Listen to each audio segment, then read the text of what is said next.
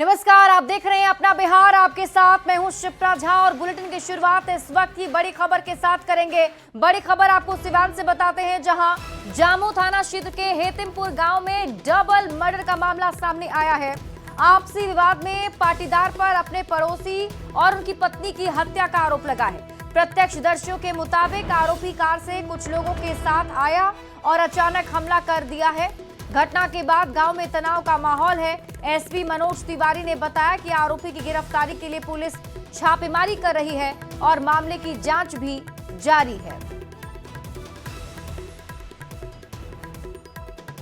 तो बड़ी खबर आपको बता रहे हैं, डबल मर्डर से हड़कंप मचा हुआ है। सिवान से इस वक्त की बड़ी खबर, जहां पाटीदार पर ही दंपत्ति की हत्या करने का आरोप लगा है। आरोपी की तलाश में पुलिस की टीम जुटी हुई है, जांच पड़ताल जारी है। जानकारी के मुताबिक एक घर में घुसकर दंपत्ति की हत्या की गई है। और इस वक्त एक और बड़ी खबर आपको बताते हैं, एनडीए में नवरात्र में होगा सीट बंटवारा। बड़ी खबर सामने आ रही है। केंद्रीय मंत्री चिराग पासवान ने बड़ा बयान दिया है सीट बंटवारे को लेकर। उन्होंने कहा है कि एनडीए में सीटों के बंटवारे पर शुभ दिन और शुभ समाचार बहुत जल्द मिलेगा। सम्मानजनक सीटों से कोई समझौता नहीं, चिराग पासवान ने यह भी दोहराया। सम्मान से समझौता कर कौन किस गठबंधन में रहा है, चिराग पासवान ने ये बातें भी कही हैं। क्या कुछ इन्होंने और कहा है, आपको दिखाते हैं। तो एनडीए में नवरात्र में सीट बंटवारा संभव है, ये जानकारी चिराग पासवान की तरफ से दी गई है। चिराग पासवान ने बड़ा बयान दिया सीट शेयरिंग को लेकर। उन्होंने कहा कि शुभ दिन है और शुभ समाचार भी बहुत जल्द मिलेगा, जिसमें सीट बंटवारा किया जाना है। सम्मानजनक सीटों से कोई समझौता नहीं होगा, चिराग पासवान ने यह भी कहा। और उन्होंने ये भी दोहराया कि समझौता कर कौन किस गठबंधन में रहा है। न्यूज 18 संवाददाता शैलेंद्र अधिक जानकारी के साथ जुड़ गए हैं। शैलेंद्र, चिराग पासवान ने सीट शेयरिंग की बातें तो कही कि सीट शेयरिंग हो जाएगा, लेकिन सम्मानजनक सीटों की बात कह के एक बार फिर से उन्होंने ये जरूर बता दिया कि अगर सम्मानजनक सीटें नहीं मिलती हैं तो कुछ और भी सोचा जा सकता है। क्या इसे ऐसा समझा जाए? जी, लगातार एनडीए में चिराग पासवान की पार्टी के द्वारा सीटों के शेयरिंग पे मजबूती से बातें रखी जा रही है। चिराग पासवान के तमाम नेता ये कहते हैं कि सम्मानजनक सीटें उनको मिलेगी और खुद राष्ट्रीय अध्यक्ष चिराग पासवान ने भी साफ कहा है और उनका बयान साफ है कि सम्मानजनक सीट ही उनको मिलेगा और अगर सम्मानजनक सीटें नहीं मिलती हैं तो कोई भी गठबंधन में रहने के लिए तैयार नहीं होता है। ये बातें चिराग पासवान ने साफ तौर पर कही हैं। वही बिल्कुल धर्मेंद्र, कैसे समझा जाए और कैसे देखा जाए इस बयान को? उन्होंने हालांकि ये भी कहा है कि शुभ समाचार बहुत जल्द मिलने वाला है, तो कोई सुगबुगाहट? जी, जिस तरह से चिराग पासवान से सवाल किया गया कि सीट शेयरिंग को लेकर, तो उनका साफ कहना था कि नवरात्र है और ये उम्मीद की जानी चाहिए कि अच्छा दिन है और अच्छे समाचार मिलेंगे।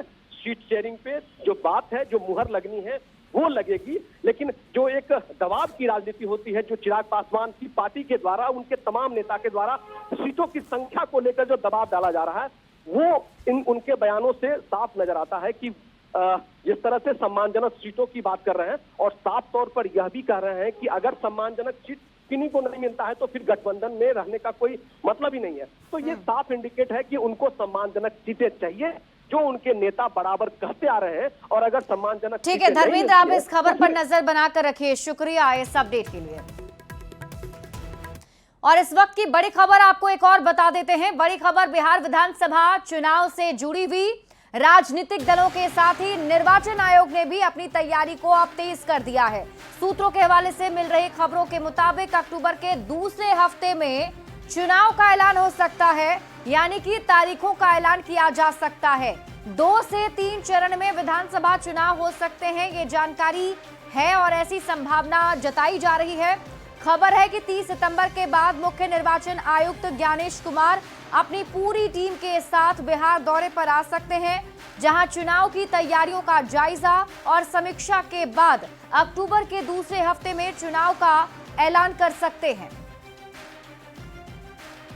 तो बहुत जल्द बिहार विधानसभा चुनाव की तारीखों का ऐलान हो सकता है। अक्टूबर के दूसरे हफ्ते में तारीखों का ऐलान किया जा सकता है, ऐसी संभावना जताई जा रही है। और जानकारी ये भी है कि 30 सितंबर के बाद सीईसी जो है वो बिहार आने वाले हैं। ज्ञानेश कुमार का बिहार दौरा होगा और यहां से वापस जाने के बाद अक्टूबर महीने के दूसरे हफ्ते में चुनाव की तारीखों का ऐलान किया जा सकता है।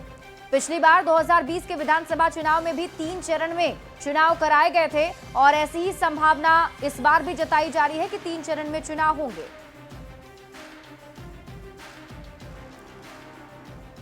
तो अक्टूबर में बिहार में चुनाव की संभावना को लेकर जेडीयू के वरिष्ठ नेता केसी त्यागी ने कहा कि हम लोग हमेशा तैयार हैं।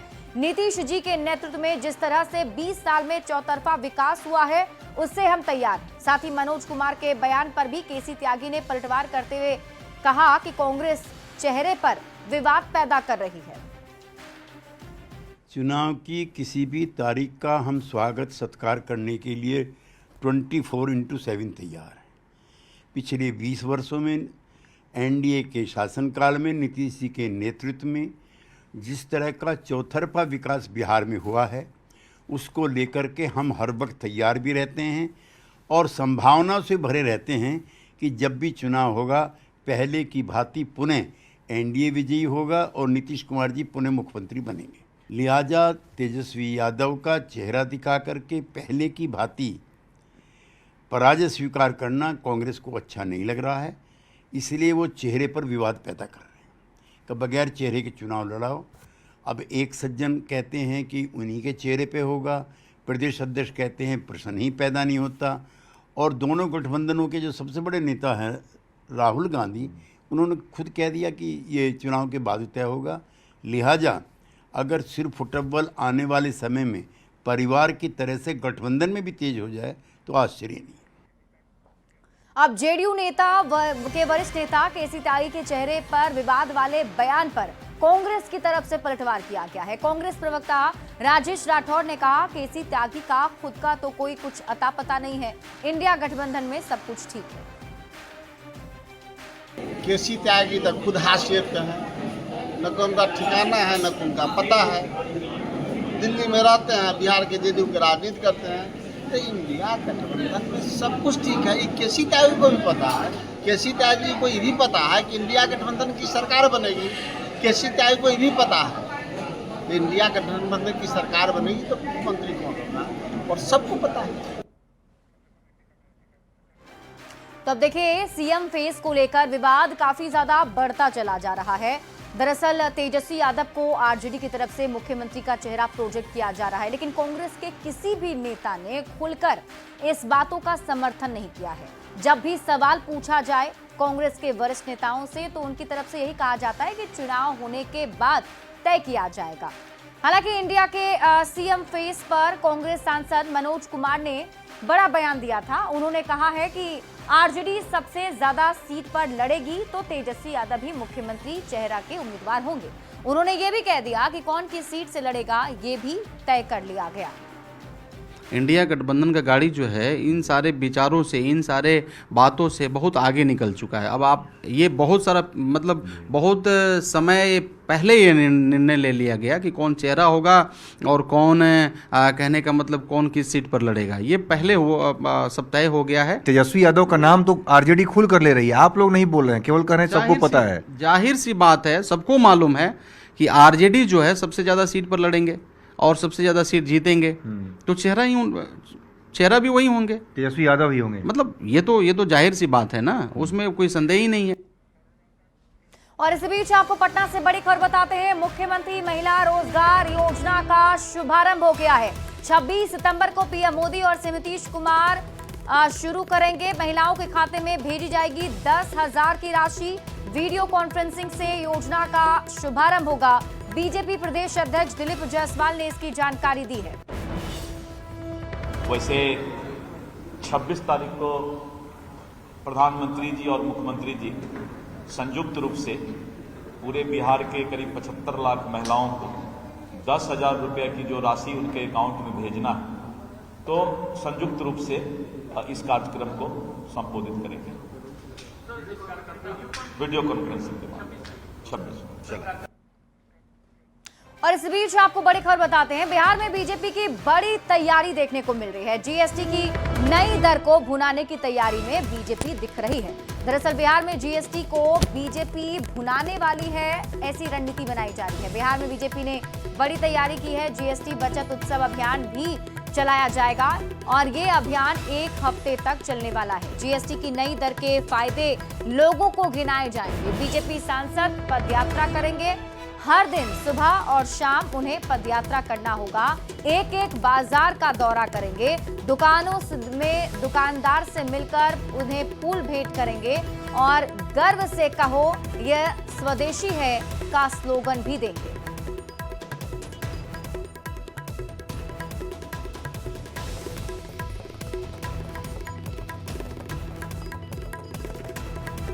तो बीजेपी देश भर में जीएसटी बचत उत्सव का अभियान शुरू करने वाली है और यह अभियान 1 हफ्ते तक चलेगा।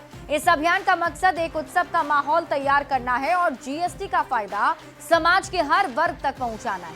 लेकिन इस अभियान के शुरू होने से पहले ही बिहार में सियासत तेज हो गई है और इसी वजह से तंज भी कसा जा रहा है और पलटवार विपक्ष की तरफ से किया जा रहा है।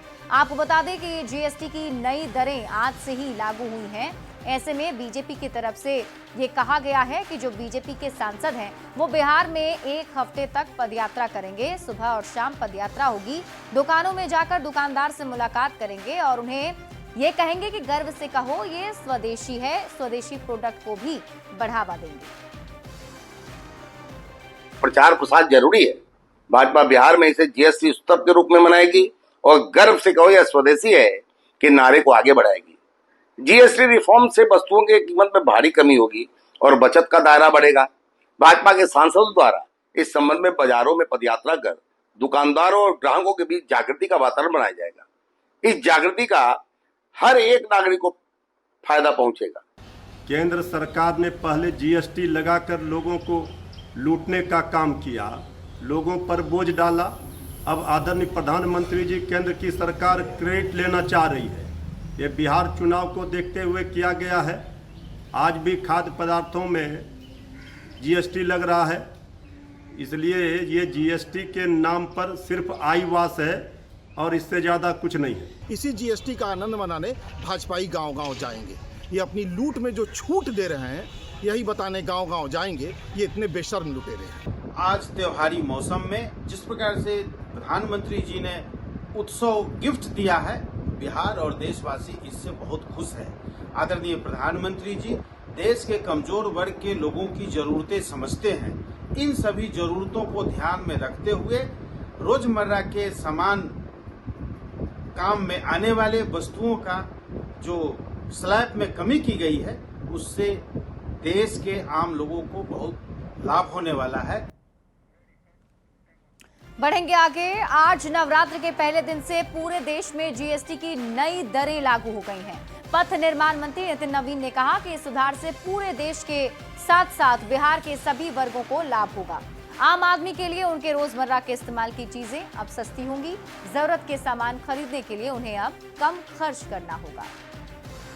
प्रधानमंत्री जी ने देश की जनता को एक अभूतपूर्व तोहफा दिया है और जीएसटी नेक्स्ट जनरेशन जो रिफॉर्म्स हुआ है उससे मेरा ये मानना है कि आज हर घर में नवरात्रा के पर्व के समय में दिवाली और होली मन रही है।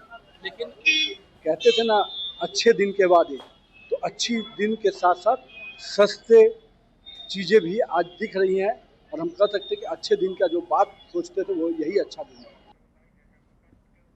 बिहार विधानसभा चुनाव के ठीक पहले कांग्रेस ने बिहार में अपनी खोई जमीन को तलाशने के लिए कोशिशें तेज कर दी है। पहले राहुल गांधी के नेतृत्व में वोटर अधिकार यात्रा और अब तेजस्वी यादव की बिहार यात्रा के बाद कांग्रेस की पटना में आजादी के बाद वर्किंग कमेटी की पहली बैठक होगी। कांग्रेस इन तमाम प्रयास से खुद को केंद्र में रखने की कोशिश कर रही है, जिस पर राजनीतिक बयानबाजी तेज हो गई। आजादी के बाद पहली बार कांग्रेस CWC की बैठक पटना में कर रही है। दिखावा से ज़्यादा कुछ नहीं, ढोंग से ज़्यादा कुछ नहीं। चाहे राहुल गांधी की यात्रा हो, चाहे तेजस्वी यादव की यात्रा हो, सब गठबंधन में एक दूसरे को, महागठबंधन में एक दूसरे को नीचा दिखाने में लगे हैं, एक दूसरे का सीट हथियाने में लगे हैं। आपसी नूरा कुश्ती में चल रही है। बिहार की जनता को मालूम है कि NDA ही लौट कर आने वाली है और एनडीए ही बिहार को विकसित राज्य बनाने वाली है। बिहार की जनता में जिस तरह से मौजूदा सरकार को लोग के आक्रोश है, जिस तरह से उनके अधिकारों का हनन हो रहा है, कांग्रेस की केंद्रीय नेतृत्व बिहार की तरफ देख रही है, बिहार वासियों की तरफ देख रही है और उनके लोकतंत्र के अधिकार में जो मौलिक अधिकार उनको मिलता है उनको दिलाने के लिए प्रतिबद्ध है। इसी कड़ी में कांग्रेस वर्किंग कमेटी की बैठक बिहार में होने वाली है और बिहार की जनता के हित में खड़ी हुई यहाँ से जो मुद्दे निकलेंगे, जो इश्यूज निकलेंगे, वो बिहार से रिलेटेड होंगे। कांग्रेस पार्टी आजादी के बाद पहली बार बिहार में CWC की मीटिंग कर रही है। कांग्रेस पार्टी को बिहार ने 2 राष्ट्रीय अध्यक्ष दिए, डॉक्टर राजेंद्र प्रसाद और श्री सीताराम केसरी। श्री सीताराम केसरी जो पटना से आते थे, कांग्रेस पार्टी के राष्ट्रीय अध्यक्ष रहते हुए उनके साथ जो अपमानजनक व्यवहार हुआ, क्या राहुल गांधी, सोनिया गांधी बिहार वासियों से और सीताराम केसरी के परिवार के जनों से माफी मांगेंगे CWC की बैठक में? यह चुनौती है। ये कांग्रेस पार्टी की वर्किंग कमेटी की बैठक अगर बिहार पटना में हो रही है, इसमें हर्ज क्या है? कांग्रेस पार्टी और आरजेडी का गठबंधन बहुत मजबूत, बहुत पुराना है। कई चुनाव साथ लड़े हैं, जीते हैं। ये बिहार में राष्ट्रीय जनता दल ही अगुवाई सब दिन किया है चुनाव में। आज भी श्री तेजस्वी यादव जी के नेतृत्व में राष्ट्रीय जनता दल सबसे बड़े दल के रूप में है, तो महागठबंधन में कई दल शामिल हैं।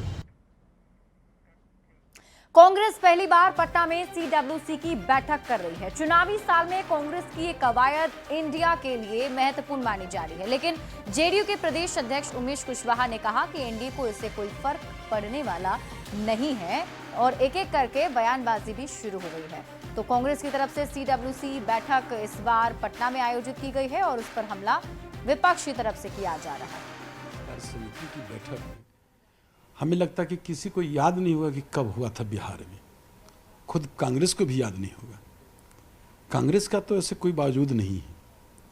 ये सब आप जानते हैं कि चुनावी वर्ष है और महज कुछ ही दिन में चुनाव होना है, तो बस एक ही है कि कैसे आरजेडी पर दबदबा बनावे और सीट शेयरिंग के मामला है, कुछ भी कर लें। आप तो देखें कि इसके पहले भी बगल के जो राज्य है उत्तर प्रदेश में भी किस तरह जो है कांग्रेस वाले लोग वहाँ जाकर अखिलेश सिंह के साथ तालमेल करके और किस तरह अभियान चलाया।